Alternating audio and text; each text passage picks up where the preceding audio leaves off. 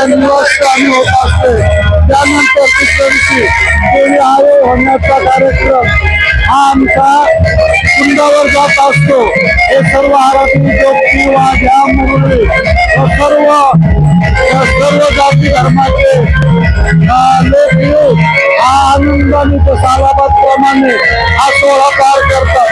गेली या सोहळ्याला अहमदनगर जिल्ह्यामध्ये 50 वर्ष पूर्ण होऊन गेले आहे। तर ही मिरवणूक माणिक चौक ते दिल्ली गेट पर्यंत अति आनंदात उत्साहात नाचण्या कुटण्यात संगीताच्या बारेमध्ये साजरी केली जाते।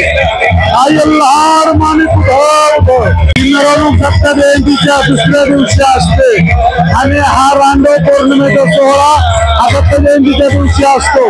दुसऱ्या दिवशी मिरवणूक शहरातून परिपूर्ण पार पडली जाते। तरी आम्हाला पोलीस स्टेशन धार्मिक लोक रस्त्याने आलेले दुकानदार सर्वांचं सहकार्य असून सगळ्यांनी ही मिरवणूक आनंदाने बाहेर पडते।